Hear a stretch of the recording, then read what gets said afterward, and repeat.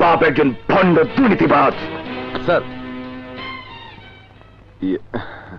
গত দুদিন কোথায় ছিলেন? মেডিকেলে স্যার, হঠাৎ অসুস্থ হয়ে পড়ায় স্যার। ট্রিটমেন্টের কাগজপত্র দেখাতে পারবেন?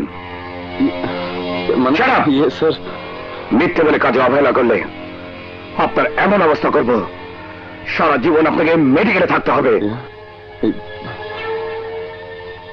ওই ক্রিমিনালটাকে চেনেন? না স্যার। মিথ্যে কথা।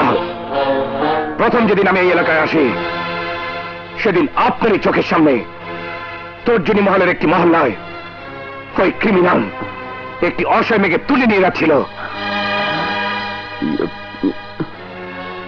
বলুন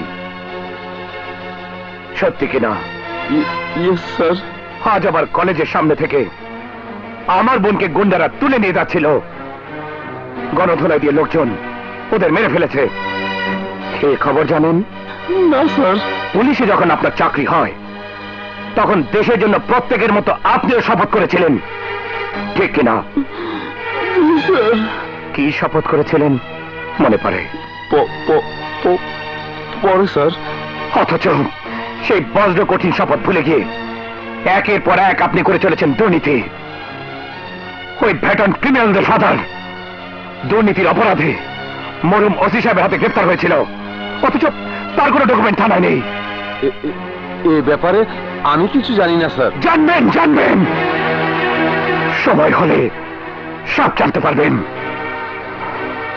যান, এই আসামির বায়োডাটা সংগ্রহ করে কেস ফাইল তৈরি করুন। আমি আসছি। Yes sir.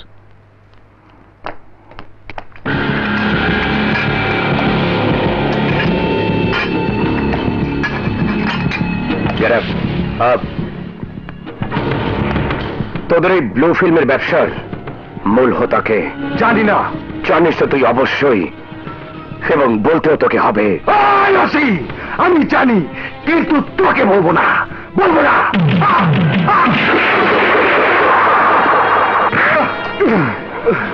তোর বাবা তো আছে, তার সাথে কে কে আছে বল।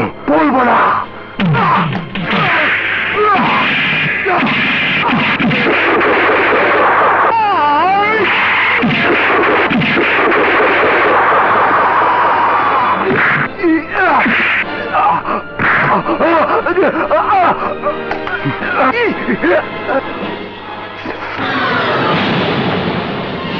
বিপ্লব ইজ রিয়েলি গ্রেট। আমি জানতাম ও সাকসেসফুল হবে। অপরাধ চক্রের অত বড় একটা ঘাটিকে ধ্বংস করে দিয়ে বিপ্লব প্রমাণ করেছে আত্মবিশ্বাস আর সাহস থাকলে যে কোনো অপরাধ নির্মূল করা সম্ভব। নিউজ করেছে স্বর্ণ পদক প্রাপ্ত ক্রাইম রিপোর্টার বিজলি রহমান। আমার বিশ্বাস খুব শীঘ্রই কক্সবাজার থানা অপরাধ মুক্ত হবে।